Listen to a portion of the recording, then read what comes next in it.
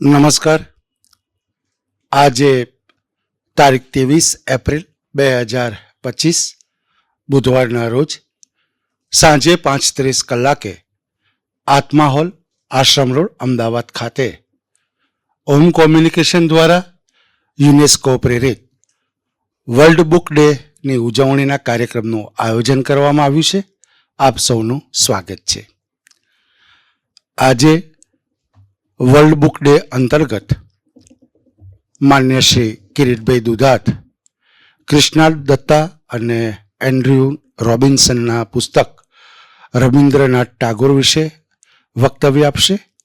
તેમજ ઇન્ડિયા એ secret geography એ પુસ્તક વિશે માન્ય શ્રી નરેશભાઈ વેદ સાહેબ વક્તવ્ય આપશે. બંને વક્તાઓને વિનંતી કે મંચ ઉપર પોતાનું સ્થાન ગ્રહણ કરે. આપણે સન્માનપૂર્વક ખૂબ તાળીથી એમનું અભિવાદન કરીશું. આપનું સ્વાગત છે સર. આપ જાણો છો તેમ ઓમ કોમ્યુનિકેશન દ્વારા છેલ્લા 12 વર્ષથી દિવંગત સાહિત્યકારોના જન્મદિન પુણ્યતિથિએ સાહિત્યિક વ્યાખ્યાનનું આયોજન કરવામાં આવે છે. તેમજ દર મહિને શબ્દજ્યોતિ શીર્ષક હેઠળ એક હયાત સાહિત્યકારના જન્મદિનની ઉજવણી કરવામાં આવે છે. સાથે સાહિત્યના વિશિષ્ટ કાર્યક્રમો જેમ કે સંસ્કૃત પર્વ, સાહિત્ય પંચામૃત, સંત સાહિત્ય પર્વ, પર્યુષણ સાહિત્ય પર્વ, શબ્દ સંપદા, પુસ્તક પરિચય, ગુજરાતી આત્મકથાના 150 વર્ષની ઉજવણી એ પ્રકારના વિશિષ્ટ કાર્યક્રમોનું આયોજન પણ થાય છે. આયોજન થયેલ તમામ કાર્યક્રમો યુટ્યુબમાં સાહિત્ય વિમર્શમાં અપલોડ કરવામાં આવે છે, જેથી જે અહીંયા હાજર નથી રહી શક્યા એ લોકો આ કાર્યક્રમનો લાભ લઈ શકે.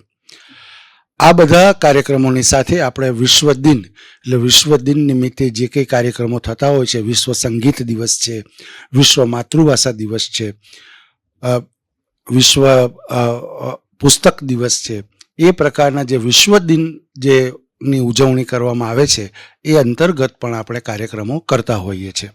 આ અગાઉ પણ વિશ્વ પુસ્તક દિવસ નિમિત્તે આપણે અલગ અલગ કાર્યક્રમો કર્યા હતા, જેમાં વર્લ્ડ બુક ડેનું મહત્ત્વ તેમજ આજે વિશ્વ પુસ્તક દિવસની સાથે કોપીરાઇટ દિવસ એની પણ ઉજવણી થતી હોય છે.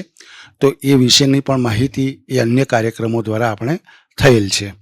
આજે આપણે આ સાહિત્યના જે સર્જકો છે એના વિશે, આપણી ભારતીય સંસ્કૃતિના વિશે, એ પ્રકારના 2 અલગ અલગ પુસ્તકો વિશે માન્ય શ્રી વક્તાઓ વક્તવ્ય આપશે.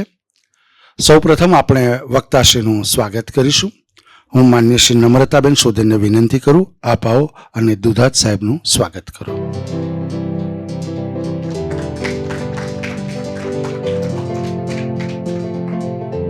માન્ય શ્રી હરેશભાઈ ભટ્ટ સાહેબને વિનંતી કે વેદ સાહેબનું સ્વાગત કરે.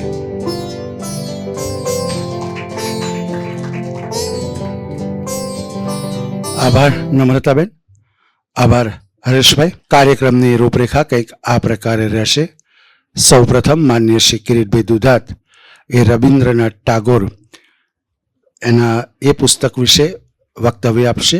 ત્યારબાદ માન્ય શ્રી નરેશભાઈ વેદ સાહેબ એ ઇન્ડિયા એ પુસ્તક વિશે વક્તવ્ય આપશે. બંને વક્તાઓના વક્તવ્યની વચ્ચે સંચાલકની કોઈ ભૂમિકા રહેશે નહીં, જેની ખાસ નોંધ લેવા વિનંતી. વક્તાશ્રીના વક્તવ્ય પહેલા અને વક્તવ્ય બાદ અચૂક આપણે વક્તાશ્રીનું સન્માનપૂર્વક તાળીથી અભિવાદન કરીશું એવી નમ્ર વિનંતી. તો માન્ય શ્રી દુધાત સાહેબને વિનંતી, આપ આવો અને વક્તવ્યનો પ્રારંભ કરો. સ્વાગત છે સર. માનનીય શ્રી વેદ સાહેબ તથા અત્રે ઉપસ્થિત સર્વે રસિકજનો, મારા વક્તવ્યની શરૂઆત એક અંગત સંસ્મરણથી કરું. 1980ની આજુબાજુ હું જ્યારે અમદાવાદ આર્ટ્સ કોલેજમાં અંગ્રેજી સાહિત્યમાં BA કરતો હતો ત્યારે મારી કોલેજ કરતાં વધારે સમય HK આર્ટ્સ કોલેજમાં ગાળતો, કારણ કે ત્યાં અબ્દુલ કરીમ શેખ નામના એક મોટા ગજાના વિદ્વાન અધ્યાપક હતા અને હું ને મારો મિત્ર દિલીપ વ્યાસ ત્યારે HKમાં ભણતો. મને કે આપણે શેખ સાહેબનો જેટલો લાભ લેવાય એટલો લઈએ. તો અમે લગભગ આખો દિવસ શેખ સાહેબની પાછળ ફરતા ને વિવિધ જાતના પ્રશ્નો પૂછા કરતા. એમાં એકવાર મેં એમને પૂછ્યું કે સાહેબ, અમેરિકન સાહિત્ય એ મહાન સાહિત્ય કહેવાય કે નહીં? તેમણે કહ્યું કે ના કહેવાય. મેં કહ્યું કેમ ના કહેવાય? એ કે એ સાહિત્યમાં એક પણ મહાકાવ્ય રચાયું નથી, એટલે હું એને મહાન સાહિત્ય ના કહું. એટલે મહાન સાહિત્ય હોવાની પહેલી શરત એ છે કે એમાં મહાકાવ્ય લખાયેલું હોવું જોઈએ. આ વસ્તુ સજ આપ 5 મિનિટ માટે યાદ રાખજો એવી વિનંતી કરું છું. બીજી એક વાત કરું. પહેલું વિશ્વયુદ્ધ ચાલી રહ્યું છે. 1915-17ની આજુબાજુ એક 25 વર્ષનો અંગ્રેજ કવિ મોરચે લડવા જાય છે અને એ પહેલા એને એમ છે કે હું જીવતો પાછો આવીશ એટલે પહેલું કામ મારો કાવ્ય સંગ્રહ પ્રસિદ્ધ કરવાનું કરીશ. એટલે પોતાના કાવ્ય સંગ્રહની હસ્તપ્રત એણે તૈયાર કરી રાખી છે અને એમાં નિવેદન પણ લખી રાખ્યું છે. એ નિવેદનનો ઉઘાડ કંઈક આ રીતે થાય છે. ધીસ બુક, એટલે મારો કાવ્ય સંગ્રહ, this book is not about heroes. English poetry is not yet fit to speak of them. એટલે મહાકાવ્યમાં હીરોની જ વાત હોય, નાયકો, વીર નાયકોની વાત હોય, તો આ કવિ એમ કહે છે કે મારી કવિતા વીર નાયકોની કવિતા નથી. એટલે સુધી તો બરાબર, પણ એમ કહે છે કે હજી અંગ્રેજી ભાષા વીર નાયકોની વાત કરી શકે એટલી પુખ્ત થઈ નથી. હવે આ કવિ તો રણમોરચે શહીદ થયા. જે સ્થાપિત પ્રણાલી છે એ મુજબ એમનો બધો સામાન ઘેર મોકલવામાં આવ્યો. ત્યારે આ કવિ જે ડાયરી રાખતા હતા, હસ્તલિખિત ડાયરી, એમાંથી બીજા એક કવિની કવિતાની થોડીક પંક્તિઓ નીકળે છે અને એ ડાયરીમાં જે પંક્તિઓ લખાયેલી છે એનું નામ, એટલે એ આ રીતે છે કે when I go from hence let this be my parting words. એટલે કે જો વિરહ આપણું ભાવિ હોય તો વિદાય વેળાએ મારો આખરી શબ્દ આ હોજો હજો. આ કવિ જે રણમોરચે શહીદ થયા એનું નામ છે વિલ્ફ્રેડ ઓવન અને પોતાના ખિસ્સામાં 24 કલાક જે કવિની પંક્તિઓ રાખી અને જીવ્યા છેલ્લા દિવસોમાં, એ કવિનું નામ છે રવિન્દ્રનાથ ટાગોર. ટાગોરના જીવન ચરિત્રનું જે પોસ્ટરમાં લખ્યું છે મુજબ કૃષ્ણ દત્તા અને એન્ડ્રુ રોબિન્સનનું આ જીવન ચરિત્ર છે, એના વિશે થોડો આજે પરિચય મેળવું. મૂળ આ પુસ્તક 500 પેજનું છે અને 1 કલાકમાં એની વાત થઈ ના શકે. એટલે અને આમાં જેટલું ઊંડાણથી એનો પરિચય આપ્યો છે રવિન્દ્રનાથનો, એ મારી મર્યાદાને લીધે હું અહીંયા પૂરેપૂરો વ્યક્ત નહીં કરી શકું. આ ફક્ત રવિન્દ્ર ગંગાની હથેળીમાં લીધેલી એક આચમની છે એટલું હું આપનું ધ્યાન દોરું. અને રવિન્દ્રનાથ વિશે તો હું તમને કહું કે અનેક જીવન ચરિત્રો લખાયા છે. એમાં રવિ જીવની, એટલે રવિ જીવની નામનું પ્રશાંત કુમાર પાલનું 9 ભાગમાં અને 7800 પેજમાં લખાયેલું જીવન ચરિત્રનો સમાવેશ થાય છે. તમને થાય કે ઓહો આટલું લાંબુ લખ્યું, તો હું કહીશ કે હજી એ પૂરેપૂરું લખાયા નહોતું. 2-3 ભાગ બાકી હતા.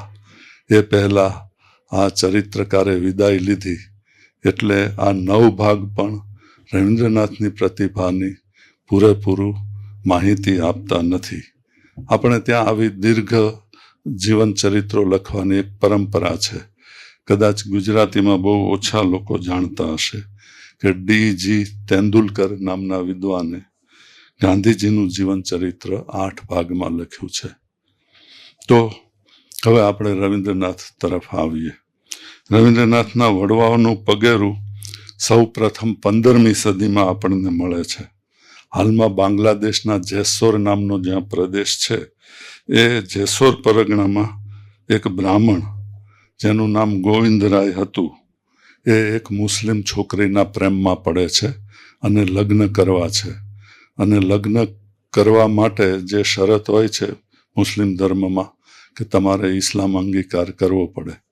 એ સમયે મોગલોનું શાસન હતું, એટલે હું આ ધર્મ અંગીકાર કરીશ તો મને કોઈ સારો હોદ્દો મળશે મુસ્લિમોના દરબારમાં, મોગલોના દરબારમાં, એમ માની ને એ ધર્મ પરિવર્તન કરે છે અને પોતે મોહમ્મદ તાહિર પીર અલી એવું નામ ધારણ કરે છે. હવે જે ગામનો આ બ્રાહ્મણ હતો એ ગામનું નામ જ પછી પીરાલી, પીર અલી ઉપરથી પીરાલી પડી ગયું. અને ત્યાંના હિન્દુ બ્રાહ્મણો છે એ લોકોએ આ બધા જ બ્રાહ્મણોનો રોટી બેટી વ્યવહાર બંધ કર્યો. એટલે આ ગામનો કોઈ પણ જેણે ધર્મ પરિવર્તન નહોતો કર્યો એને પણ કોઈ રોટી બેટી લે નહીં.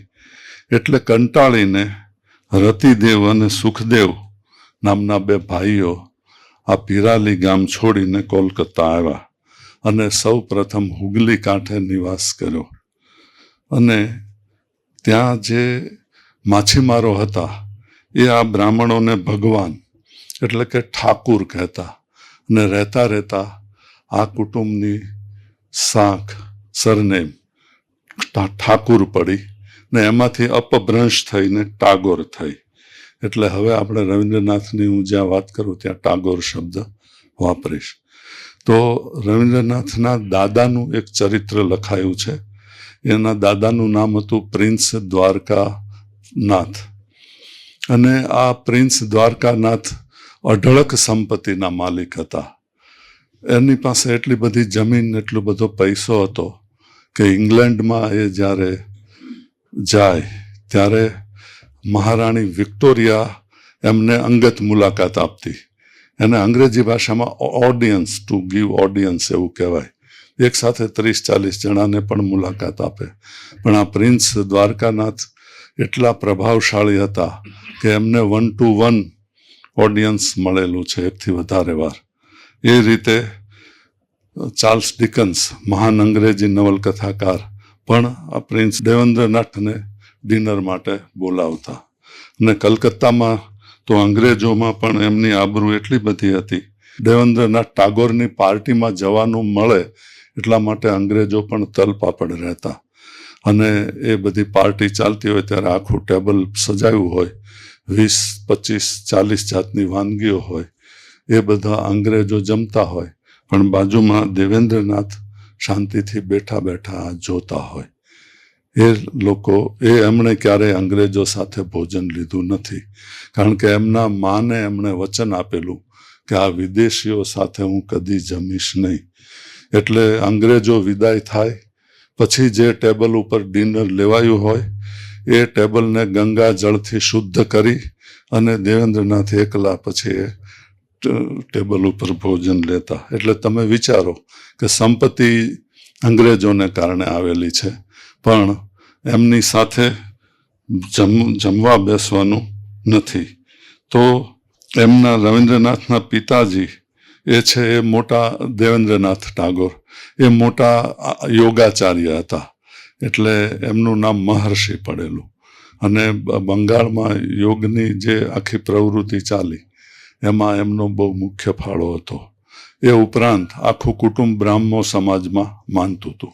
એટલે તમે જુઓ કે 3 પેઢીથી આવા એક જુદા જુદા વિચારસરણીવાળા એક કુટુંબમાં દુનિયામાં જે પછી રવિન્દ્રનાથ તરીકે ઓળખાયા એ ટાગોરનો જન્મ થયેલો છે. ટાગોર એમની માતાના શારદા દેવીના 13મા સંતાન હતા અને એ સમયે આવા ધનિક કુટુંબોમાં બને છે એ રીતે બાળકોનો ઉછેર નોકરોના હાથે થયો. એ રીતે રવિન્દ્રનાથનો ઉછેર પણ શરૂઆતના 10 વર્ષ સુધી નોકરોના હાથે થયો છે. ને નોકરો પણ એટલે રવિન્દ્રનાથે સર્વન્ટોક્રેસી એવો શબ્દ વાપર્યો છે. એટલે નોકરો પણ બાળકોનો વ્યવસ્થિત ઉછેર કરવાને બદલે શું કરે કે એક ચોકથી એક કુંડાળું દોરી નાખે ને એમાં રવિન્દ્રનાથને ઊભા રાખે અને કહે કે આ જો લક્ષ્મણ રેખા છે, આની બહાર આવીશ તો જેવા સીતાના હાલ થયા એવા તારા હાલ થશે. એટલે રવિન્દ્રનાથ અદબ વાળીને 4 કલાક 5 કલાક ઊભા રહેતા. એટલે આ બધી વાતો એમણે પોતાને સંસ્મરણોમાં કરી છે.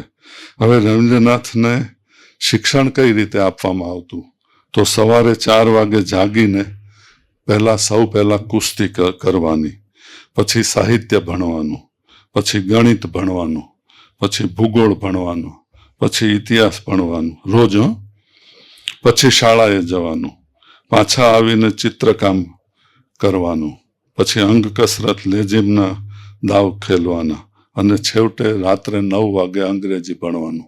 એટલે આજકાલની મમ્મીઓને ઈર્ષા થાય એટલા બધા કલાકો રવિન્દ્રનાથ શિક્ષણ લેતા.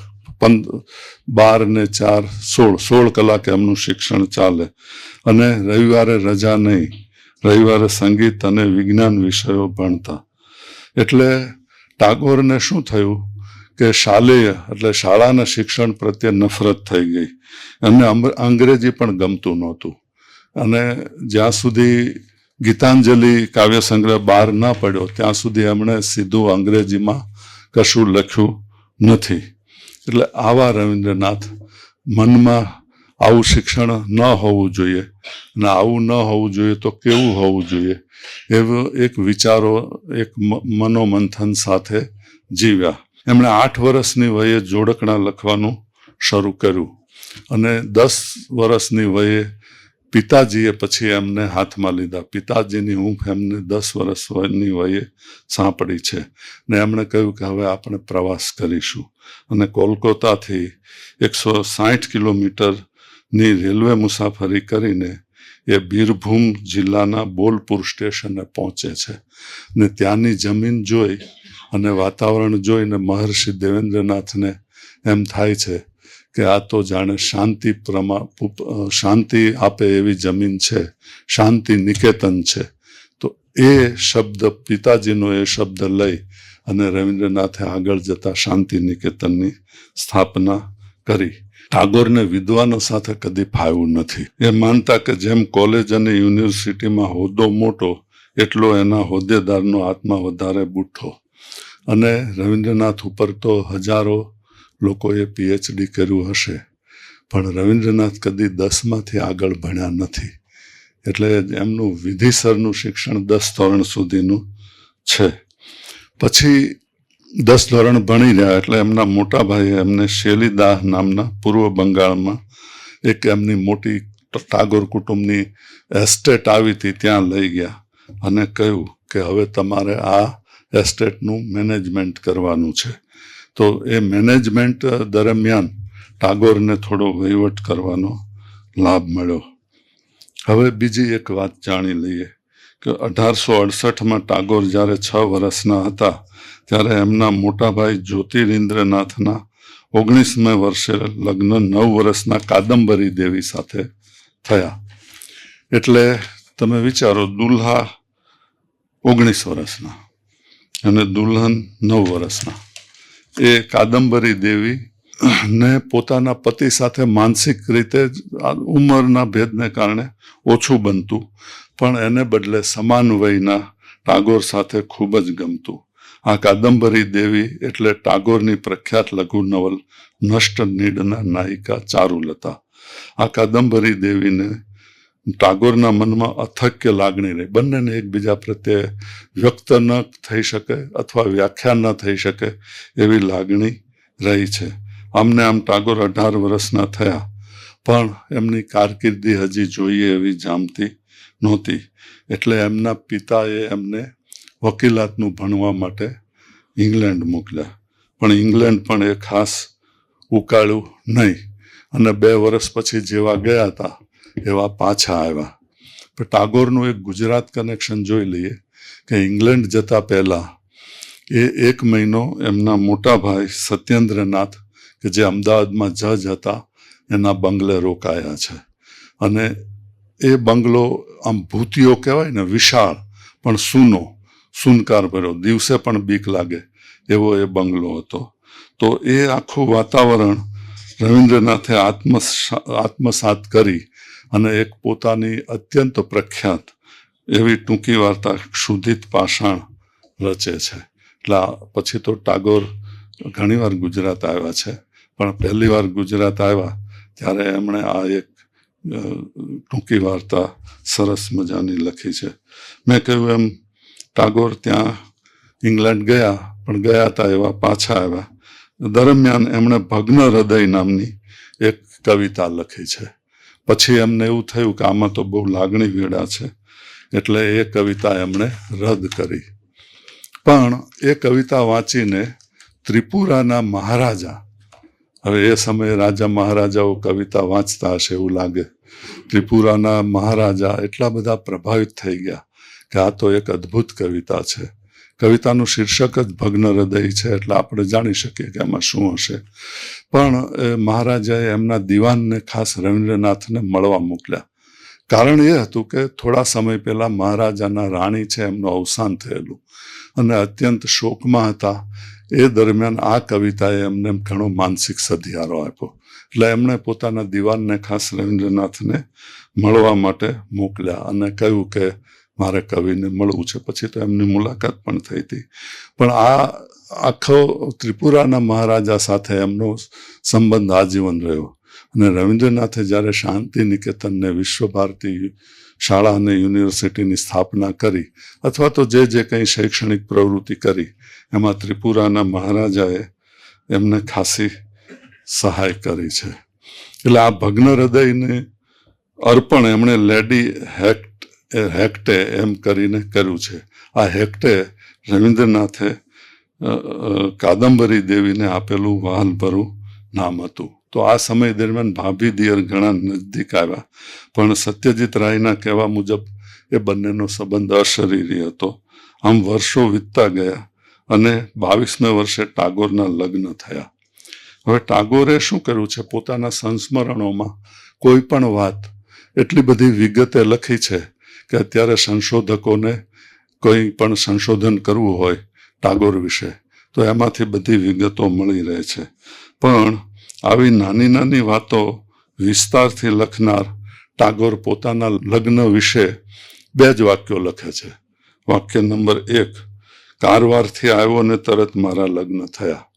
ને વાક્ય નંબર 2, ત્યારે હું 22નો હતો.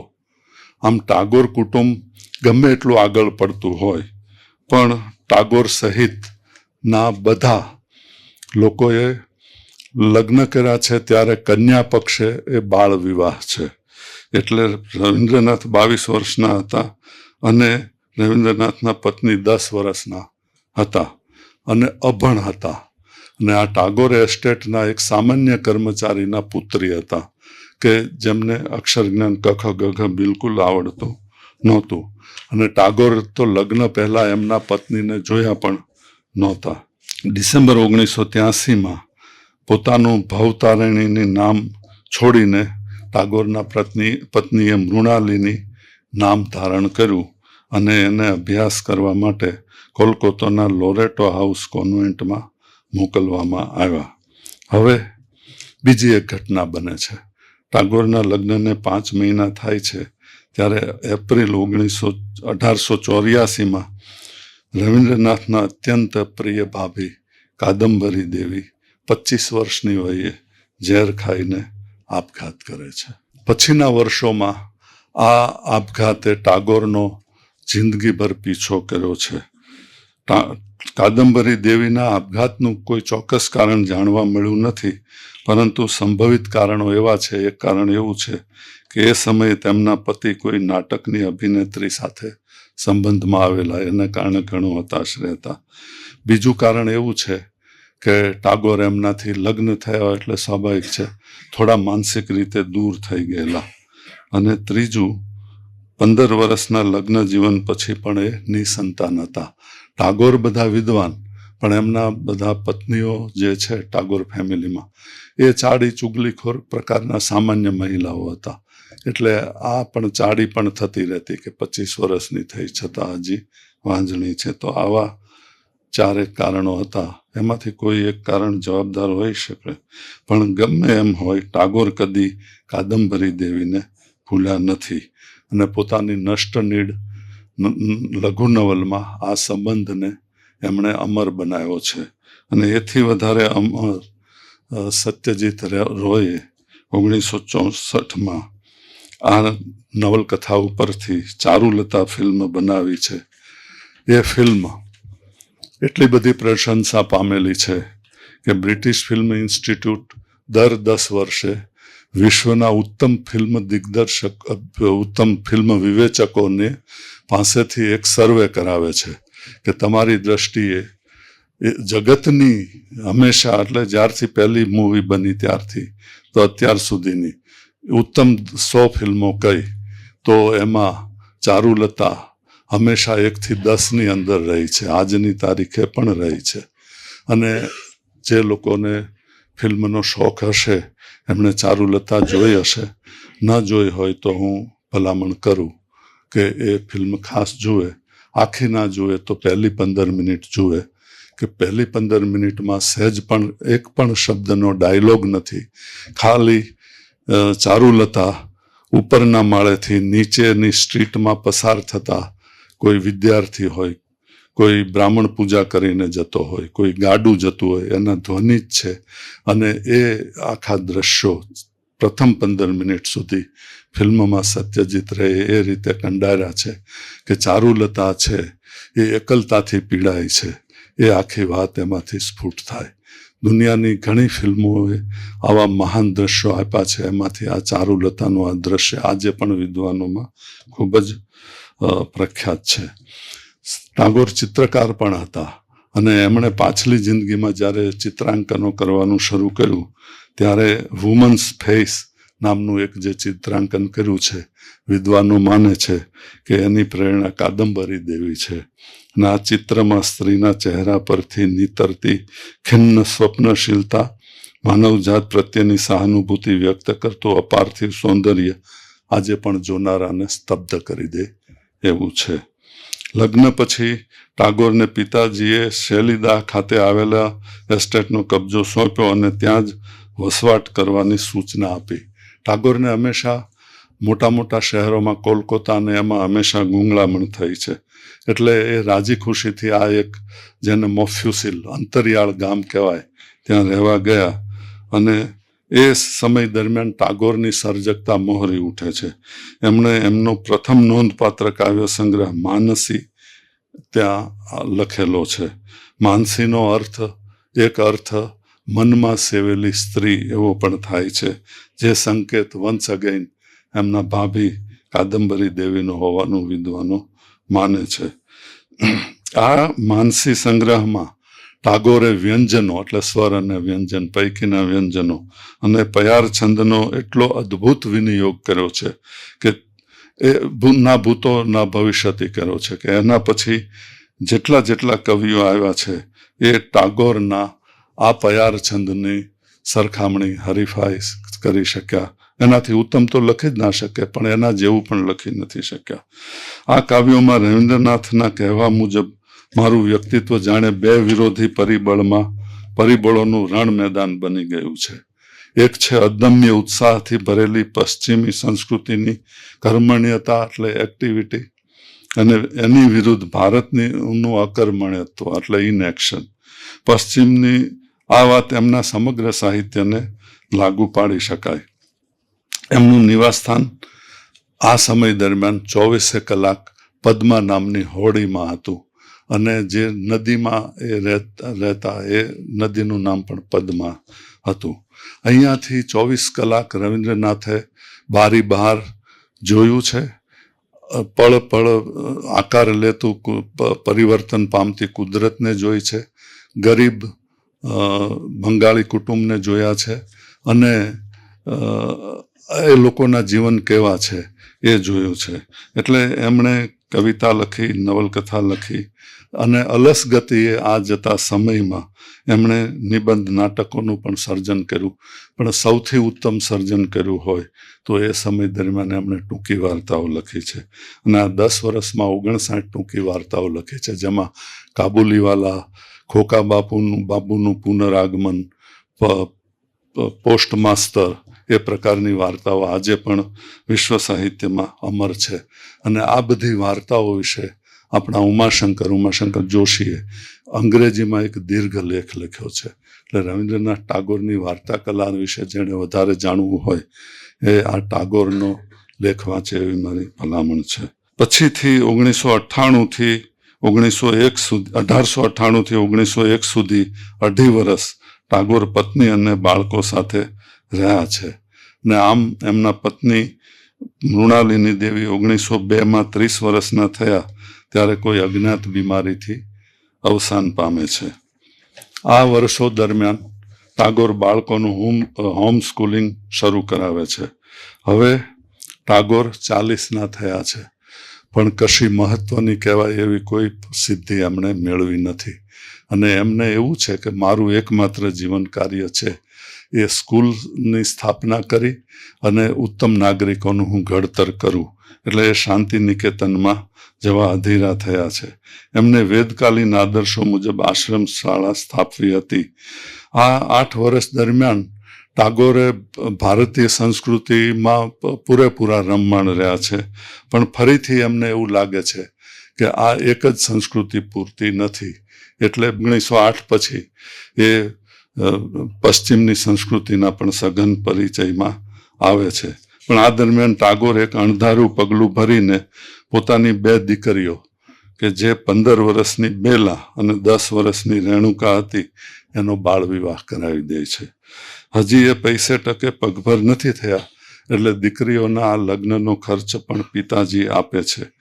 હવે ટાગોર બ્રહ્મો સમાજમાં સક્રિય હતા, જે બ્રહ્મો સમાજ બાળ લગ્નનો વિરોધ કરતો હતો. તો પછી ટાગોરે આવું પગલું કેમ ભર્યું? કારણ કે ટાગોરના અત્યંત પ્રિય ભત્રીજી ઇન્દિરા દેવી છે, એમના લગ્ન તો 25 વર્ષે થયેલા. 1887માં ટાગોર બાળ લગ્ન વિરુદ્ધ પ્રવચનો પણ આપી ચૂક્યા છે. તો ટાગોરના આ પગલાને શું કહેવું? તો વિદ્વાનો કહે છે કે આ ટાગોરના પક્ષે દંભ કર્યો કહેવાય. પણ જે આ કાર્યને સમતાથી જુએ છે એ એવું માને છે કે ટાગોરને હવે પોતાનું જીવન કાર્ય શાંતિ નિકેતનની સ્થાપનાનું હતું અને એ સ્થાપના કરતા પહેલા કૌટુંબિક જવાબદારીઓમાંથી મુક્ત થઈ જવા માંગતા હતા. એટલે એમણે આ 2 લગ્ન પતાવ્યા અને પછી પોતાના રસ્તે ચાલી નીકળ્યા. પણ ટાગોર ફેમિલીમાં જ્યાં એક ભાઈ જજ હોય, બીજો ભાઈ ICS હોય, એમાં કોઈ એમ કહે કે મારે શાળા સ્થાપવી છે તો આમાં કોઈ એગ્રી થાય નહીં. એટલે એમના પિતાજીએ પૈસા આપ્યા છે ખાલી કે તું શાળા સ્થાપ, અને પોતાની પત્નીના ઘરેણાં વેચીને એમ કરીને એમણે આ ફંડ ઊભું કર્યું.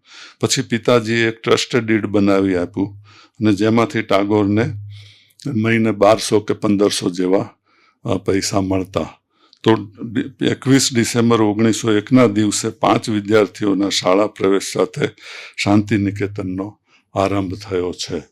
અને આ 5માંથી એક વિદ્યાર્થી તો એમનો પોતાનો પુત્ર હતો. એટલે આમ તો 4 વિદ્યાર્થીઓ સાથે એમની શાળા શરૂ થઈ.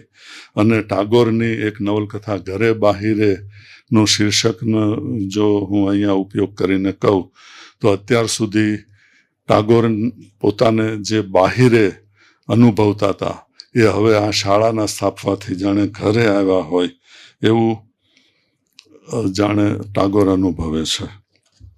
આ પરંપરાગત શિક્ષણ આપતી શાળા નહોતી, પરંતુ એમાં ઘણી વસ્તુ પરંપરાગત હતી. જેમ કે બ્રાહ્મણ વિદ્યાર્થીઓ બિન બ્રાહ્મણ વિદ્યાર્થીઓ સાથે બેસીને જમતા નહીં. બ્રાહ્મણ વિદ્યાર્થીઓ બિન બ્રાહ્મણ શિક્ષકોનો ચરણ સ્પર્શ કરતા નહીં. તો ઠેઠ 1915માં ગાંધીજી જ્યારે પહેલીવાર શાંતિ નિકેતન રોકાવા આવ્યા ત્યારે એમણે પોતાની આ લાક્ષણિકતા મુજબ, ગાંધીજી જ્યાં જાય ને ત્યાં સામેના માણસને એકાદ ભૂલ તો શોધી જ કાઢે. એ શ્રીમદ રાજચંદ્રને મળવા ગયા હતા સાહેબ, તો એમણે કહ્યું કે આ તમે ટોપીમાં જે કિનારી લગાવી છે ને એ તો ચામડાની લગાવી છે અને તમે તો ચામડાનો વિરોધ કરો છો. ત્યારે શ્રીમદ રાજચંદ્રે કહ્યું કે આ એ પગરખામાં ચામડાનો ઉપયોગ નથી કર્યો, ટોપીમાં શોભા માટે કર્યો છે. એટલે ગાંધીજી એકાદ બે વસ્તુ આવી શોધી કાઢે. એટલે એમણે આ રિવાજો પછી બંધ કરાવ્યા. આગળ જતા શાંતિ નિકેતન ભારતીય સાહિત્ય, ભારતીય સંગીત, ચિત્રકલાનો પર્યાય બની રહ્યું. પરંતુ શરૂઆતમાં તો બાળ સુધારણા ગૃહ જેવું હતું, જેમાં ટૂથપેસ્ટ, હેર ઓઇલ અને બંગાળીઓને અત્યંત પ્રિય એવો માછલીના ભોજન ઉપર પણ પ્રતિબંધ હતો. એટલે બંગાળના ભદ્રલોક માટે આ શાળા હતી નહીં. આ દરમિયાન મેં કહ્યું એમ રવિન્દ્રનાથને મૃત્યુનો બહુ નજીકનો અનુભવ છે. 1899 અને 1902માં ટાગોરના બે ભત્રીજાઓ અવસાન પામ્યા. 1902માં પત્ની અવસાન પામે છે. 1903માં પુત્રી રેણુકા અવસાન પામે છે. અને 1905માં એ પોતાના સૌથી નાના પુત્રને ગુમાવે છે. એટલે આટલા બધા મૃત્યુ થયા હોય તો માણસ જિંદગીભર અને એક સર્જક છે તો એમાંથી બહાર આવી શકે નહીં. અને એમની કવિતાઓ તમે જોઈએ તો એમાં એક અવસાદનો સૂર, અને એ અવસાદના સૂરની સાથોસાથ ઈશ્વરને સાથે પણ એક સૂર સાધવા માંગતા હોય એ એમનો હંમેશાનો વિષય રહ્યો છે. શાંતિ નિકેતન ચલાવવામાં ટાગોરને આર્થિક રીતે મુશ્કેલીઓ પડતી હતી. એ દરમિયાન 1905ની સાલમાં અંગ્રેજ સરકારે બંગાળને ઇન્ટુ ઇન્વર્ટેડ કોમા વહીવટી સરળતા ખાતર બે ભાગમાં વહેંચવાનું નક્કી કર્યું. આ વિભાજનનું મૂળ કારણ તો બંગાળી પ્રજામાં અંગ્રેજી શાસન વિરુદ્ધ જાગેલા લોકજુવાળને તોડી પાડવાનું હતું. ટાગોરે કદી પણ રાષ્ટ્રીય કે અંગ્રેજોની સામેની લડતમાં સીધો ભાગ લીધો હોય એવું થયું નથી. અને અસંખ્ય નેતાઓ કંઈ નહીં તો 2-4 દિવસ જેલમાં રહી આવ્યા છે, પણ આ ટાગોર જ એક એવા છે જેમણે એક પણ દિવસ જેલમાં ગાળ્યો નથી. હા, એમણે એ સમયે જે અંગ્રેજો ચીનમાં ઓપિયમ વોર ચલાવતા હતા, એટલે આખી ચીની પ્રજાને એમણે અફીણ ખાતી કરી દીધી હતી, એની વિરુદ્ધ કડક લેખો લખેલા છે, પણ પ્રવૃત્તિ ચલાવેલી નથી. અને આ ચીનનો આ રીતે ટાગોરે તરફદારી કરી એ ઉપકાર ચીનની પ્રજા કદી ભૂલી નથી. એટલે દુનિયામાં 2 જ ભાષા છે જેમાં ટાગોરનું સાહિત્ય સંપૂર્ણપણે મળે છે. પહેલી બંગાળી ભાષા અને બીજી ચીની ભાષા, જેમાં 32 ગ્રંથોમાં સંપૂર્ણ ટાગોર સાહિત્ય ઉપલબ્ધ છે. ને આજે પણ તમે ચીનની કોઈ યુનિવર્સિટીમાં જાઓ તો ત્યાં ટાગોર ઉપર ઓથોરિટી હોય એવા 2-4 અધ્યાપકો તમને આજે પણ મળી આવશે. આ સમયે ટાગોરે અદ્ભુત કવિતાઓ લખી છે, એમાં એકલો જાને રેનો પણ સમાવેશ થાય છે.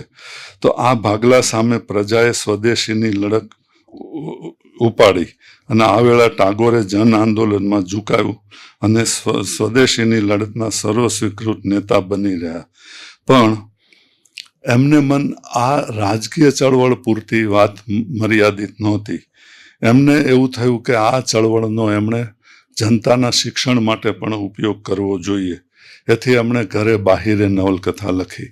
એ ઘણી જ ચર્ચાસ્પદ થયેલી એ સમયે. આજે પણ તમે વાંચો તો એના અમુક વિચારો જોઈને તમને એમ થાય કે ટાગોર આવું વિચારતા હતા. તો એમાં એક સંવાદ એવો રજૂ થયો છે કે હું મારા દેશને ચાહું છું પણ પૂજા તો સત્યની જ કરીશ. એમ કરીને ટાગોર આ આંદોલનમાંથી ધીમે ધીમે ખસી ગયા અને બંગાળી પ્રજાને એટલો બધો ગુસ્સો ચડ્યો કે ટાગોર આમાંથી કેમ ખસી ગયા. એટલે બંગાળી પ્રજા અને ટાગોર વચ્ચે કાયમી ખાઈ સર્જાઈ છે. આપણે એવું માનીએ છીએ, ભોળાભાઈએ તો આખી જિંદગી ટાગોરના અભ્યાસમાં ગાળી. એમના સુપુત્ર મધુસૂદનભાઈ અહીંયા હાજર છે. સુરેશ જોશીએ પણ વધારેમાં વધારે વિદેશી એટલે પરભાષામાંથી અનુવાદ કર્યા હોય તો ટાગોર સાહિત્યના કર્યા છે. એટલે આપણને એમ કે આપણે ટાગોરને આટલું ચાહીએ છીએ તો બંગાળીઓ તો કેટલું બધું ચાહતા હશે. પણ એટલું બધું ચાહતા નહોતા અને આવા પગલાંથી એ ચાહતમાં હતી એટલું એમાં પણ ઘટાડો થયો. પણ આ સમય દરમિયાન ટાગોરનો પરિચય બ્રિટિશ યહૂદી ચિત્રકાર વિલિયમ રોથેનસ્ટાઇન સાથે થયો. એ 1910-11માં જ્યારે ભારત આવ્યા ત્યારે ટાગોરને મળ્યા હતા અને ટાગોરની શાંતિ નિકેતનની પ્રવૃત્તિથી પરિચિત હતા. હવે રોથેનસ્ટાઇન પાછા ઇંગ્લેન્ડ જાય છે ત્યારે ટાગોરને આમંત્રણ આપતા જાય છે કે તમે ઇંગ્લેન્ડ આવો અને તમારા સાહિત્યનો આપણે ત્યાં પ્રચાર કરીશું. અને ત્યાં ગયા પછી એમણે ટાગોરની એક વાર્તાનો અંગ્રેજી અનુવાદ વાંચ્યો અને એમને ખૂબ જ પસંદ આવ્યો. એટલે ટાગોરને એમણે લખ્યું આવી બીજી વાર્તાઓ પણ મોકલો. પણ નસીબનું કંઈક અકળ કોઈ કરવું થયું હશે કે ટાગોરે પોતાની કાવ્યપોથી મોકલી જેને પછી ગીતાંજલિ નામ આપવામાં આવ્યું. એટલે વાર્તા માગીતી વાર્તાને આપી કવિતા. હવે બીજી પણ એક વાત જાણી લઈએ કે ભારતનું અત્યારે જે રાષ્ટ્રગીત છે જનગણ મન આ ગાળામાં લખાયેલું છે. મૂળ તો અંગ્રેજ સરકાર દ્વારા પંચમ જ્યોર્જ ના રાજ્યારોહણ પ્રસંગે રાજા પ્રત્યે ભક્તિભાવ બતાવવા માટે જે અનેક ગીતો અંગ્રેજ સરકારે લખાવડાવ્યા એમાંથી આ ગીત પણ સરકારે લખાવડાવ્યું છે.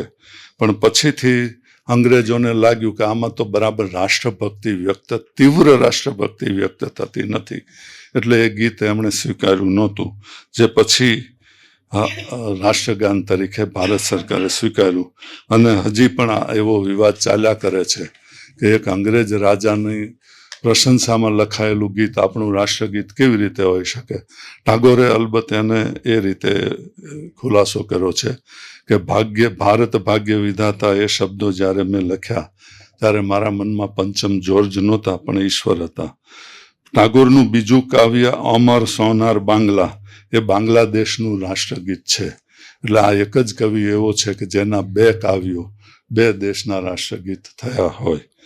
હવે આ સમય દરમિયાન ટાગોર થોડા બીમાર પડી ગયા હતા, એમને અરસમસાની બીમારી થઈ અને બીજું તો પોતાના દેશ બાંધવો સાથે જે વિવાદ ચાલતો હતો એનાથી વ્યથિત થઈને એમણે ઇંગ્લેન્ડ જવાનું નક્કી કર્યું. અને જ્યારે ઇંગ્લેન્ડ ગયા ત્યારે આ ગીતાંજલિની એક હસ્તપ્રત જે અગાઉથી તો મોકલી હતી બીજી પણ પોતાની સાથે લઈ ગયા. હવે ગીતાંજલિ વિશ્વમાં પ્રસિદ્ધ થયું એના બે વર્ઝન મળે છે. ટાગોર એવું કહે છે કે રોથેનસ્ટાઈને મને કહ્યું કે પ્લીઝ મને આ ગીતાંજલિના કાવ્યોનો પ્રચાર કરવા દો. રોથેનસ્ટાઈન એવું કહે છે કે ટાગોર જ્યારે મને પહેલી વાર રૂબરૂ મળ્યા ત્યારે મારા હાથમાં ગીતાંજલિની કોપી આપી અને કહ્યું કે પ્લીઝ તમે આનો પ્રચાર કરજો ને. એટલે આમ લેખકોને કવિઓને સાહિત્યકારોને કલાકારોને બહુ આ વાત ગમતી નથી હોતી અને એ તો એવો જ પ્રચાર કરે કે મને જે કીર્તિ મળી છે તો કુદરતી રીતે જ મળી છે, પણ એમાં ક્યાંક ને ક્યાંક કોઈક ને કોઈક ગોડફાધર હોય છે. એટલે રવિન્દ્રનાથ આ બાબતમાં જાણે સત્ય છુપાવતા હોય એવું લાગે. પણ જે વાત હોય, રોથેનસ્ટાઈને શું કર્યું કે ટાગોરને મળ્યા પછી અઠવાડિયા પછી એમણે ઇંગ્લેન્ડની 7 મહાન પ્રતિભાઓને આ ડિનર માટે બોલાવી અને એની આગળ આ ગીતાંજલિના કાવ્યોનો ટાગોરે પોતે કરેલો અનુવાદ વંચાવડાયો. આ પ્રતિભામાં 20મી સદીના સૌથી મહાન અંગ્રેજ કવિ વિલિયમ બટલર યટ્સ છે, તો રાલ્ફ વાન વિલિયમ જેવા ઉત્તમ સંગીતકાર છે અને H.G. વેલ્સ જેવા મહાન લેખક છે. એમની સામે ટાગોરે પોતાના કાવ્યો વાંચ્યા ને શ્રોતાઓ મંત્રમુગ્ધ થઈ ગયા. એમણે એમની જિંદગીમાં અગાઉ આવી કવિતા સાંભળી નહોતી ને યટ્સે કહ્યું કે લાવો આ કવિતા મને આપો. અને યટ્સે એવું પણ લખ્યું છે કે પછી દિવસો સુધી 24 કલાક હું આ કાવ્યો લઈને ફર્યો, ટ્રેનમાં, ડબલ ડેકર બસમાં અને રેસ્ટોરાંમાં જ્યાં પણ ફુરસદ મળે કે હું એ વાંચતો અને મને થયેલી તીવ્ર લાગણીઓ જાહેરમાં વ્યક્ત ન થઈ જાય એ માટે બહુ પ્રયત્ન કરવા પડતા. ભગત સાહેબ તો એવું કહેતા હતા કે યટ્સ ટાગોરની કવિતા વાંચતા વાંચતા બસ ચાલુ હોય ને ઊભા થઈ જતા, હિયર હિયર જેન્ટલમેન એમ કરીને ટાગોરનું એક કાવ્ય વાંચે અને લોકોને પણ ખૂબ જ પસંદ પડતું. આ કાવ્યો જેમ જેમ જાણીતા થતા ગયા તેમ એણે લોકજુવાળ પેદા કર્યો અને 1 વર્ષથી ઓછા સમયમાં એની 10 આવૃત્તિ થઈ. ઇંગ્લેન્ડ, અમેરિકા અને ફ્રાન્સમાં યેટ્સ આંદ્રે જીદ, એઝરા પાઉન્ડ અને રોબર્ટ ફ્રોસ્ટ જેવા મહાન સાહિત્યકારો રવિન્દ્રનાથની કવિતાથી પ્રભાવિત થયા. એ પછી ટાગોર અમેરિકા જાય છે, ત્યાં પણ ત્યાંના લેખકો અને કવિઓને મળે છે. આ બધા નામોમાં એક કવિ હતા સ્ટર્જ મૂર. એ કવિને ખાસ યાદ કરવા પડે, કારણ કે એમણે સ્વીડિશ એકેડેમીને ભલામણ કરી કે આ ગીતાંજલિના કાવ્યો માટે ટાગોરને નોબેલ પ્રાઇઝ આપવું જોઈએ. ને એ રીતે 13મી નવેમ્બર 1913ના રોજ ટાગોરને સાહિત્યનું નોબેલ પ્રાઇઝ આપવાનું નક્કી જાહેર થયું. ત્યારે ટાગોર શાંતિ નિકેતનમાં હતા અને ત્યાં ટેલિફોનની વ્યવસ્થા નહોતી, એટલે કોલકાતાથી તાર કરવામાં આવ્યો, જે બીજે દિવસે બપોર પછી એમના હાથમાં આવ્યો. અને શાંતિ નિકેતનના વિદ્યાર્થીઓને ખબર નહીં કે આ નોબેલ પ્રાઇઝ શું છે, પણ પોતાના ગુરુદેવે કોઈ અપૂર્વ સિદ્ધિ મેળવી છે એટલો એમને ખ્યાલ આવ્યો. એટલે બધા ધસી આવ્યા, ટાગોરના ચરણ સ્પર્શ કર્યા અને આખી રાત શાંતિ નિકેતનમાં ફરી ફરીને એમણે ટાગોરના ગીતો ગાયા. પણ ટાગોરનો પોતાનો જે પ્રતિભાવ હતો એ થોડાક શોભનો હતો. એની સાથે એમના એક અંગ્રેજ મિત્ર હતા, કવિ મિત્ર હતા, એમણે નોંધ્યું કે ટાગોર તો વારંવાર આ રીતે એમ કે આ શું થઈ ગયું એ રીતે વર્ત્યા છે. આ સમય દરમિયાન એમનો ઉત્તમ કાવ્ય સંગ્રહ બલાકા અને નવલકથા ઘરે બાહિરે પ્રસિદ્ધ થયા. આ બધા સર્જનો બર્ટોલ્ટ બ્રેક્ટ, આઇન્સ્ટાઈન, હર્મન હેસ જેવા મહાન સાહિત્યકારોને ખૂબ પસંદ આવ્યા. ઘરે બહારેની કથામાં મેં અગાઉ કહ્યું એમ, અને થોડુંક અહીંયા પણ કહું છું કે પોતાની જાત વિરુદ્ધ પોતે, એટલે વ્યક્તિની વિરુદ્ધ પોતે વ્યક્તિ. શાંતિ નિકેતન વિરુદ્ધ કોલકાતા, બંગાળ વિરુદ્ધ હિન્દુસ્તાન, હિન્દુસ્તાન વિરુદ્ધ બ્રિટન અને પૂર્વ વિરુદ્ધ પશ્ચિમની સંસ્કૃતિઓનો સંઘર્ષ છે. આ વર્ષો એમના માટે ઉત્સાહ અને પ્રવાસના છે. એ 1 માસથી વધારે કશે રોકાયા નથી, પરંતુ નોબેલ પ્રાઇઝ મળ્યાના 1 વર્ષની અંદર એ ડિપ્રેશનમાં સરી પડે છે. તો કેમ? તો એક હજી શાંતિ નિકેતન આર્થિક રીતે પગભર થઈ નથી. બીજી એમની કૃતિઓની અણછાજતી ટીકાઓ પણ ખૂબ જ થઈ છે, મેં અગાઉ પણ કહ્યું. એટલે સુધી કે ટાગોરે ગીતાંજલિના કાવ્યો નથી લખ્યા, પણ યેટ્સે લખી દીધા છે અને એના ઉપર એ નોબેલ પ્રાઇઝ લઈ આવ્યા છે, એવી ટીકા પણ બંગાળીઓએ ટાગોરના જીવતા જીવત કરેલી છે. ને એનાથી પણ વધારે ટીકા તમને કદાચ નવાઈ લાગશે આ જાણીને કે 8મા અને 10માની બંગાળી ભાષાની પરીક્ષામાં ટાગોરનો ફકરો આપવામાં આવતો અને એમ કહેવામાં આવતું કે આમાં વ્યાકરણની ભૂલો છે, સુધારીને આ ફકરો ફરીથી લખો. એટલે બંગાળી પ્રજા, આપણે એવું માનીએ કે આપણે આપણા સાહિત્યકારોને બરાબર સાચવતા નથી, તો બંગાળની પ્રજા પણ ટાગોર પ્રત્યે કેવો વર્તાવ રાખતી હતી એનો આ દાખલો છે.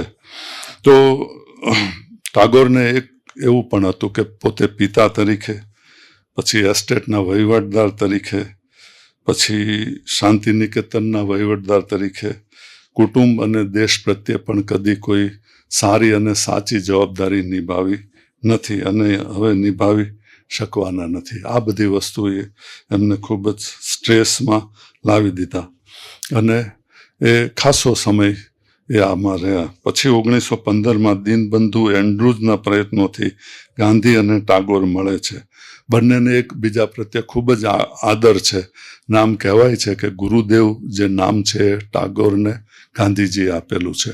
અને આમ તો મહાત્માનો તો હવે ખુલાસો થઈ ગયો છે, પણ ઘણા સમય સુધી એવું મનાતું કે ગાંધીજીને મહાત્માનું શીર્ષક એટલે નામ છે એ ટાગોરે આપેલું છે. આ બંને મનીષીઓના વિચારોમાં ઘણો ભેદ હતો. એટલે ટાગોરને મન શાંતિ નિકેતનમાં ઉત્તમ માણસોની ઘડતર શિક્ષણ દ્વારા થવું જોઈએ એવું હતું. ત્યારે ગાંધીજીને મન જો પેટ સાફ ના આવે તો વિદ્યાર્થીઓ ઉત્તમ મનુષ્ય બન્યા ના કહેવાય એવું હતું.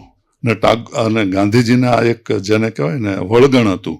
સુધીર કક્કડ નામના એક વિદ્વાને મીરા એન્ડ મહાત્મા નામની નવલકથા લખી છે. એમાં ગાંધીજીની આ વિચિત્રતાઓનો ભરપૂર આખો વર્ણન કર્યું છે. તમને રસ હોય તો વાંચજો. આ સમયે ટાગોરને બ્રિટિશ સરકાર સર એટલે લોર્ડનો ખિતાબ આપે છે ને સાથોસાથ અંગ્રેજ સરકાર અને પશ્ચિમી દેશોમાં એક એવું વલણ દ્રઢ થતું જાય છે કે સર્જક તરીકે ટાગોર છે એ ઉત્તમ છે, પરંતુ વિચારક ટાગોર વિશ્વાસ કરવાને લાયક નથી. આ સમય દરમિયાન ટાગોર જાપાન, અમેરિકા વગેરે દેશોના પ્રવાસમાં જાય છે અને ધીમે ધીમે ડિપ્રેશનમાંથી બહાર આવીને દીકરી મીરાને લખે છે કે ઈશ્વરે પોતાને ખાસ ફરજો નિભાવવા જન્મ આપ્યો છે.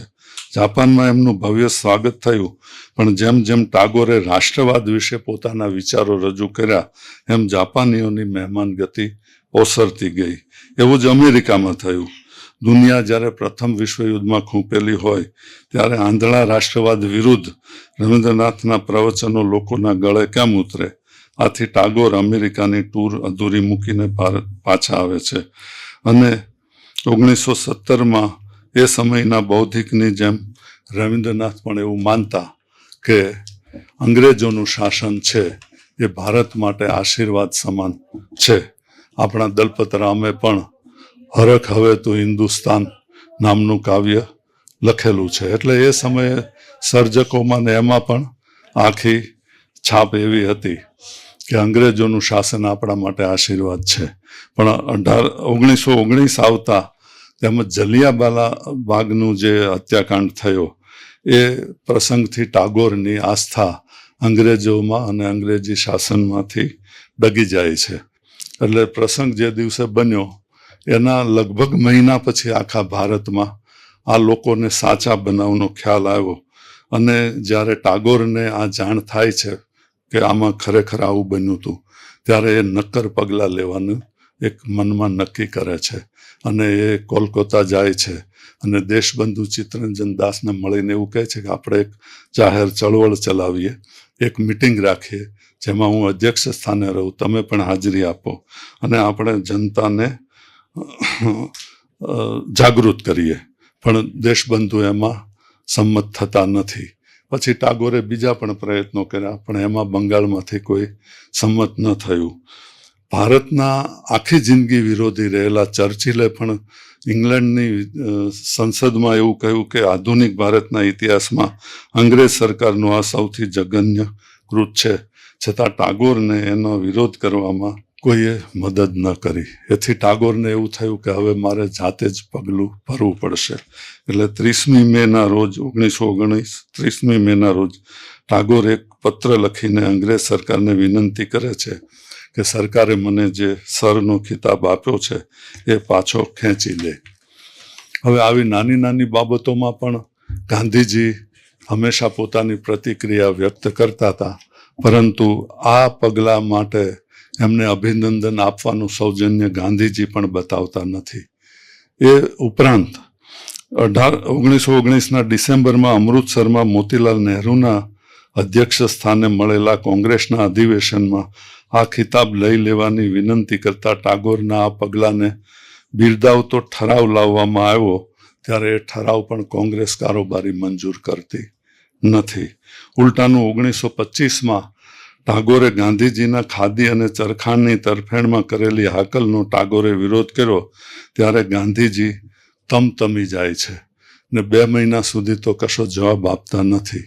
અને પછી જ્યારે ટાગોરને પોતાની ભૂમિકા સમજાવતા પત્ર લખે છે એમાં સર રવિન્દ્રનાથ ટાગોર એવો શબ્દ પ્રયોગ કરે છે. એટલે સર કહીને એનું અપમાન કરે છે. કોઈએ જ્યારે ધ્યાન દોર્યું કે તમે આ સર કહો છો પણ રવિન્દ્રનાથે તો આ ખિતાબ પાછો આપી દીધો છે, એટલે વિનંતી કરી છે ખિતાબ પાછો લઈ લ્યો. ત્યારે ગાંધીજી એવી નબળી દલીલ કરે છે કે એ તો એમણે વિનંતી કરી છે, સરકારે ક્યાં પાછો ખેંચી લીધો છે.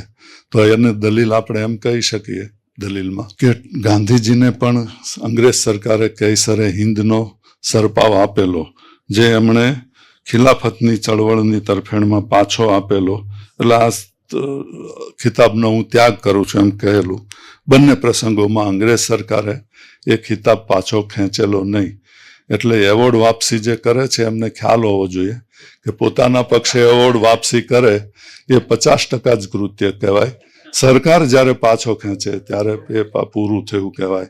એટલે કૈસરે હિન્દનો ખિતાબ અંગ્રેજ સરકારે પાછો ખેંચ્યો નથી, પણ ટાગોરે કદી ગાંધીજીને એવું નથી કહ્યું કે તમે કૈસરે હિન્દ છો. આગળ ચાલીએ. શાંતિ નિકેતન રૂપી શાળા સ્થાપ્યા પછી ટાગોરનું સપનું એક યુનિવર્સિટી સ્થાપવાનું હતું. ત્યાં દેશ અને ભાષાઓના વાડાને ધ્યાનમાં લીધા સિવાય વિદ્યાર્થીઓને વિશ્વ નાગરિક બનાવવાનો એમનો નિર્ધાર હતો. એ ધારીને એમણે એ યુનિવર્સિટીનું નામ વિશ્વ ભારતી રાખ્યું હતું, જેમાં સંગીત ભવન અને ભારતીય કલા ભવન કે જ્યાં બૌદ્ધ સાહિત્ય, વૈદિક સાહિત્ય, સંસ્કૃત, પાલી, પ્રાકૃત, તિબેટન તથા ચીની ભાષા શીખવવાનું શરૂ કર્યું. આ વર્ષોમાં રવિન્દ્રનાથનો વિદેશ જવાનો સમય થઈ ગયો હતો. 1912 પછી ટાગોરની જિંદગીમાં આ એક હંમેશા ઉપક્રમ રહ્યો છે. એ 1 વર્ષ ભારતમાં રોકાય છે તો 1 થી 1.5 વર્ષ વિદેશમાં રોકાય છે. કારણ કે અહીંયા હોય ત્યારે અહીંના સાંકડા મનના સાથીઓની થી એટલા બધા અકળાઈ જાય છે કે એને એમ થાય કે હવે ભારતમાં રહેવું નથી, અને વિદેશ જાય ત્યાં એમને ભારતીય સંસ્કૃતિનું એટલું બધું મહત્વ મનમાં જાગે છે કે એમ થાય કે અહીંયા પણ રહેવું નથી. એટલે ટાગોરને કોઈ જગ્યાએ પોતાનું વતન એમની સમગ્ર જિંદગીમાં લાગ્યું નથી. બીજું કારણ એ હતું કે ત્યાં લેક્ચરની બધી આખી સર્કિટ ગોઠવાય ને તો એમાં જે રોયલ્ટીના પૈસા મળે એમાંથી શાંતિ નિકેતનનો વ્યવહાર ચાલે. એટલે અમેરિકા ગયા નહીં 1922-23માં, પણ ત્યાં એમને જોઈએ તેટલો સહકાર ના મળ્યો. એનું કારણ 2-3 કારણો છે કે અગાઉ 1918માં એ જ્યારે આ રીતે ફંડ ઊભું કરવા આવેલા ત્યારે એક જર્મન રાજકારણીને મળેલા, એટલે એમના વિશે એવી હવા ફેલાઈ કે આ તો નાઝી વિરોધી છે. હવે ફાળો લેવા માટે હું મળ્યો તો એવું ટાગોર કહે તો કોઈ માને નહીં. ને એ સમયે અમેરિકામાં રિપબ્લિકન પાર્ટીનું પણ શાસન આવ્યું કે જેણે જૂની બચત કરો, કરકસર કરો એવી નીતિ છોડી દીધી અને લખૂટ ખર્ચ કરવા માંડ્યા. એના કારણે અમેરિકામાં આખું પ્રજામાં ભૌતિકવાદ વધ્યો અને ટાગોરના વિચારો પ્રત્યેનું આકર્ષણ ઓછું થયું. 1921માં એક એવી ઘટના બની કે ટાગોરની સીધી ટક્કર ગાંધીજી સાથે થઈ. રવિન્દ્રનાથ અને ગાંધીજીના વ્યક્તિત્વ એક જ શબ્દમાં વર્ણવવા હોય તો ટાગોર સૌંદર્યના પૂજારી હતા અને ગાંધીજી રાજકારણમાં સક્રિય એવા સંત હતા. અહીંયા આપણે યાદ કરીએ કે ગાંધીજીનું જ્યારે હત્યા થઈ ત્યારે મોહમ્મદ અલી જીન્નાએ એમને હિન્દુ ધર્મએ પેદા કરેલા સૌથી મહાન નેતા કયા હતા, વિશ્વના કે એવા નહીં.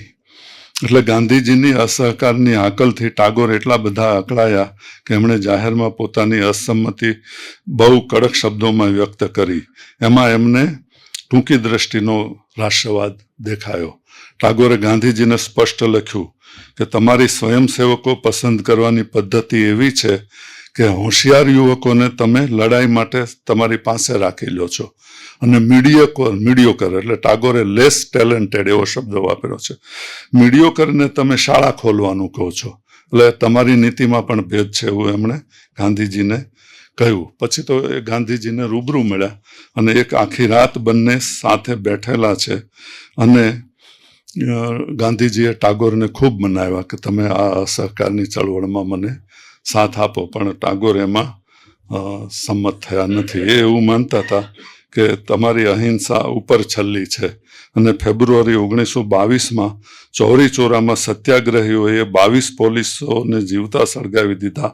એથી ટાગોર સાચા સાબિત થયા અને ગાંધીજીએ પણ એ લડત પાછી ખેંચી લેવી પડી. પછી 1924-25માં ટાગોર ચીન અને જાપાનના પ્રવાસે જાય છે. પરંતુ સૌથી વધારે રસપ્રદ પ્રવાસ તો 1924-25માં એમણે જે આર્જેન્ટિનાનો કર્યો એને આપણે કહેવો પડે. આ પ્રવાસમાં તેઓ વિક્ટોરિયા ઓકામ્પો નામના એક કુલીન, સૌંદર્યવતી અને જીવન રસથી ભરપૂર એક મહિલાના પરિચયમાં આવ્યા. ઓકામ્પો પછી તો વિશ્વભરમાં એમના સાહિત્ય પ્રેમને લઈને ખૂબ જ પ્રખ્યાત થયેલા. એક ઉદાહરણ આપું તો જ્યારે જ્યોર્જ લુઈસ બોર્હેસ નવોદિત હતા ત્યારે એમનું હીર પારખનાર આ ઓકામ્પો હતા. જ્યારે બંને મળ્યા ત્યારે ટાગોર 63 વર્ષના હતા અને ઓકામ્પો 34 વર્ષના. ન હન્યતે નવલકથામાં મૈત્રેયી દેવીએ એના પ્રેમી મિર્ચા યુક્લિડના મોઢામાં એક સંવાદ મૂક્યો છે કે આ ડોસામાં તમે યુવતીઓ શું ભાળી ગઈ છો કે 24 કલાક એની પાછળ ઘેલી થઈને ફરો છો. તો ટાગોર પ્રત્યે ઘણી યુવતીઓને મનોમન પ્રેમ હશે, પણ ટાગોરને જિંદગીમાં ટીનેજમાં કાદંબરી દેવી સાથે પ્રેમ થયો. પછી ઠેઠ 63 વર્ષે વિક્ટોરિયા ઓકામ્પોની સાથે પ્રેમ થાય છે. આ બંને મળ્યા એનું કારણ એ હતું કે ટાગોર એ સમયે બીમાર પડી ગયા હતા અને એમને આરામ કરવા માટે 1.5 મહિના માટે એક બંગલાની જરૂર હતી. ને આ દરમિયાન એ ત્યાં આર્જેન્ટિના પહોંચ્યા અને ઓકામ્પો તો ખૂબ કુલીન ઘરાનાના હતા, એમની ખાસી સંપત્તિ હતી, એટલે રિયો દે જીનોરેની પાદરમાં એમને એક બંગલો આપ્યો અને પછી ધીમે ધીમે નજીક આવ્યા બંને. ઓકામ્પો અને ટાગોર બંને સ્વતંત્ર સ્વભાવની હસ્તી હતા, એટલે બંને એકબીજામાં પોતાનું સર્વસ્વ ઓગાળી દે એવું તો ના બન્યું, પણ બંનેની ખુદારી જેટલો અવકાશ રચી આપે એટલા અવકાશમાં એમનો પ્રેમ પાંગર્યો અને એ આજીવન રહ્યો. આ દરમિયાન ટાગોરે જે કાવ્યો લખ્યા એ કાવ્ય સંગ્રહનું નામ એમણે પૂરબી આપ્યું છે. પૂરબી એટલે એક અર્થ એવો થાય છે કે પૂર્વની સ્ત્રી, એટલે કે વિક્ટોરિયા ઓકામ્પો. 1924ના નવેમ્બરમાં કોંગ્રેસે સમગ્ર દેશવાદીઓને ખાદી પહેરવાનું અને ચરખો કાંતવાની હાકલ કરી, જેથી ટાગોર ખૂબ અકળાયા. એમની અકળામણ એવી પણ હતી કે ગાંધીજીએ એક લેખ લખેલો જેમાં રાજા રામમોહન રાયને એમણે પિગ્મી એટલે વહેતિયા કીધેલા, કે એમનું નવા ભારતના સર્જનમાં કોઈ રોલ નથી એવું ગાંધીજીએ લખેલું. અને આ રાજા રામમોહન રાય તો ટાગોરના દાદાના ખાસ મિત્ર હતા અને ટાગોર માનતા હતા પણ ખરા કે આધુનિક બંગાળનું જે સર્જન થયું એમાં રાજા રામમોહન રાયનો બહુ મોટો ફાળો છે. એટલે આ એક વિચારભેદ હતો.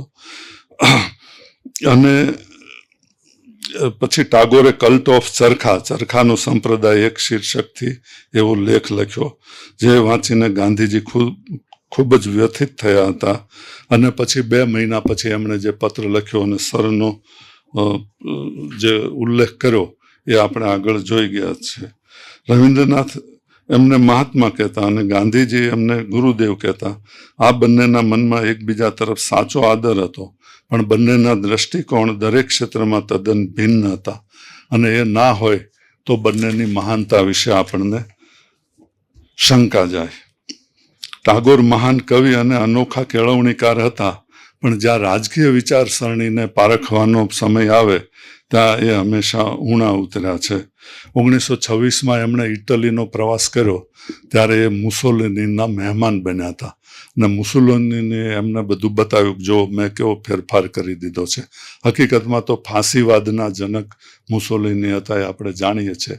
અને ટાગોરે તો એમના ખૂબ જ વખાણ કર્યા. ત્યારે રોમારોલા નામના બીજા એક મહાન સાહિત્યકારે એમને કહ્યું કે ના, એવું નથી, તમે મુસોલિનીના અત્યાચારો જુઓ. અને એના સ્પષ્ટ પુરાવા આપ્યા હોવા છતાં ટાગોરે મુસોલિનીની ટીકા કરી નથી. એમ જ પછીના વર્ષોમાં એ રશિયા ગયા અને સ્ટાલિનના પણ વખાણ કરીને જ્યારે ભારત આવ્યા ત્યારે પણ લોકોએ એમનું ધ્યાન દોર્યું છે કે તમે આ સ્ટાલિને શિક્ષણમાં સારું કામ કર્યું એ તો બરાબર છે, પણ આ જે કેમ્પો કરીને લોકોને મારી નાખ્યા છે એનું શું? પણ એમનો ટાગોરે કદી વિરોધ કર્યો નથી. એટલે રાજકીય વિચારો પ્રસ્તુત એમના જે છે એ થોડા અપ્રસ્તુત છે. એક પ્રસ્તુત વિચાર હોય તો રાષ્ટ્રવાદની અંધભક્તિ તરફનો એમનો વિરોધ છે. કાશ્મીરથી કન્યાકુમારી સુધીનો જે ભૌગોલિક પ્રદેશ છે એને આપણે રાજ્ય કહીએ, પણ એમાં વિવિધ સંસ્કૃતિઓ, તહેવારો, રીત રિવાજો ભાતીગળ થઈને ભળે ત્યારે એ રાષ્ટ્ર બને છે.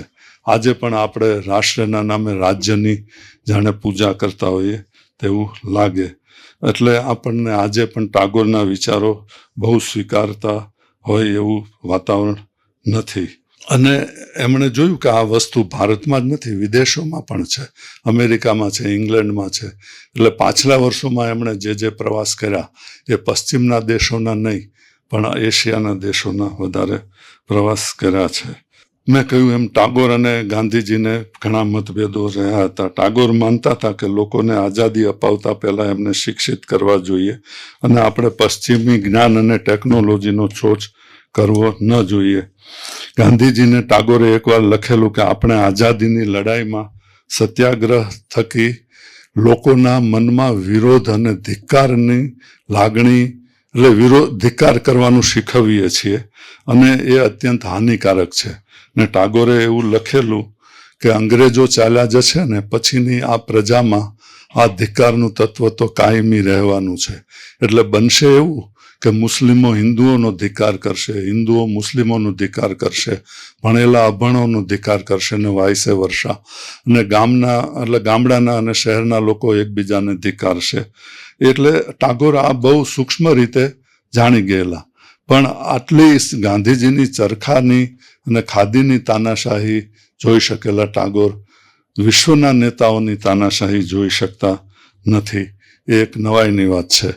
આ બંનેનો સંઘર્ષ વધે એવો એક કિસ્સો જોઈએ તો 1934માં જાન્યુઆરીમાં ગાંધીજી અસ્પૃશ્યતા નિવારણનું આંદોલન ચલાવી રહ્યા હતા. ત્યારે જે વિસ્તારમાં આંદોલન ચલાવતા હતા ત્યાં ધરતીકંપ આવ્યો ને ગાંધીજીએ જાહેર નિવેદન કર્યું કે આ ધરતીકંપ આપણી અસ્પૃશ્યતાની કુરૂઢીને લઈને આવ્યો છે.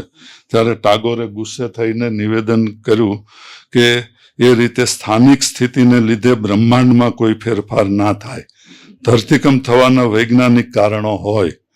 તો ગાંધીજી પણ ઉતરતા નહોતા. એમણે લખ્યું કે અખિલ બ્રહ્માંડનો વહીવટ જે રીતે ચાલે છે એ જાણવામાં હજી વિજ્ઞાન ઊણું ઉતર્યું છે, સક્ષમ નથી, એટલે બધું વિજ્ઞાનના આધારે છોડી ના દેવાય.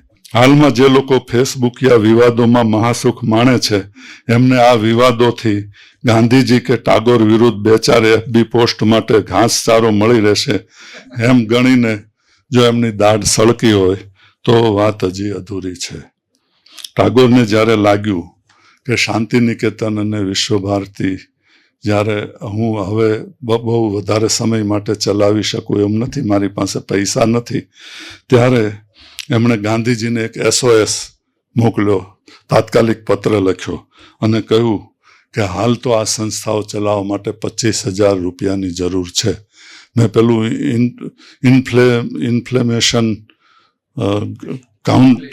કાઉન્ટર આવે, ઇન્ફ્લેશન કાઉન્ટર આવે છે ને એ લગાવ્યું તો આજની ઘડીએ એ 25,000ની કિંમત 5 કરોડ રૂપિયા થાય.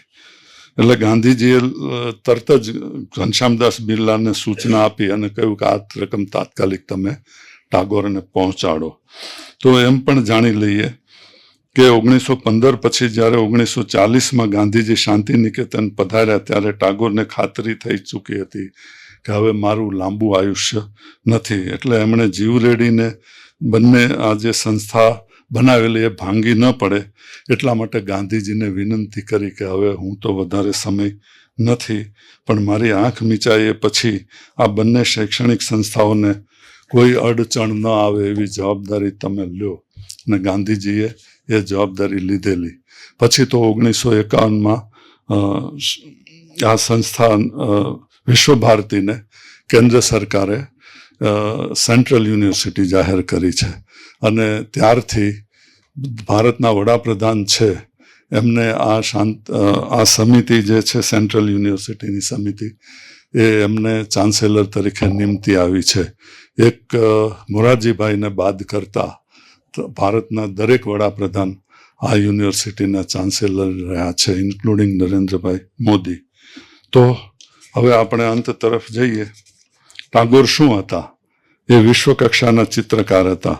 એમણે 2000 જેટલા ચિત્રાંકનો કર્યા છે જે આજે પણ ચિત્રકલાના જાણકારો માટે અખૂટ આશ્ચર્ય અને આનંદનો સ્ત્રોત છે. એમણે એવું કહ્યું હતું કે મારી કવિતા મારા દેશ બાંધવો માટે છે, જ્યારે મારા ચિત્રો સમગ્ર વિશ્વ માટે છે. એ મહાન સાહિત્યકાર હતા અને સાહિત્યના ક્ષેત્રે સૌથી વધારે વર્ષ થયા છતાં ભારતના એ એકમેવ નોબેલ પ્રાઇઝ વિનર રહ્યા છે. એના પછી બીજા કોઈ ભારતીયને આ ઇનામ મળ્યું નથી. એ અનુપમ શિક્ષણ શાસ્ત્રી હતા જેમની સંસ્થાઓમાંથી ઇન્દિરા ગાંધી, મહારાણી ગાયત્રી દેવી, મહાશ્વેતા દેવી, અમર્ત્ય સેન, અમૃતલાલ વેગડ, સત્યજીત રાય જેવા મહાનુભાવો આપણને આપ્યા છે. પૂર્વ અને પશ્ચિમના સંગીતનું મિશ્રણ કરીને એમણે જે સંગીત રચ્યું એને રવિન્દ્ર સંગીત તરીકે આજે આપણે ઓળખીએ છીએ. અને આપણે બંગાળી તો જાણતા નથી, પણ આ સંગીતનો અસર છે એ ભારતીય હિન્દી ફિલ્મોના સંગીત સુધી પણ પહોંચી ગયો છે. એમાં સુરૈયાએ અપ્સર ફિલ્મનું જે ગીત ગાયું છે, નાયના દીવાને એક નહીં માને, કે અભિમાનનું તેરે મેરે મિલન કિએ રહેના, કે યારાનાનું છૂકર મેરે મન કો કિયા તૂને ક્યા ઇશારા, કે શર્મિલીનું મેઘા છાયે આધી રાત બેરન બન ગઈ નિંદિયા. એવા ગીતોમાં રવિન્દ્ર સંગીતની અસર સ્પષ્ટ રીતે જોવા મળે છે.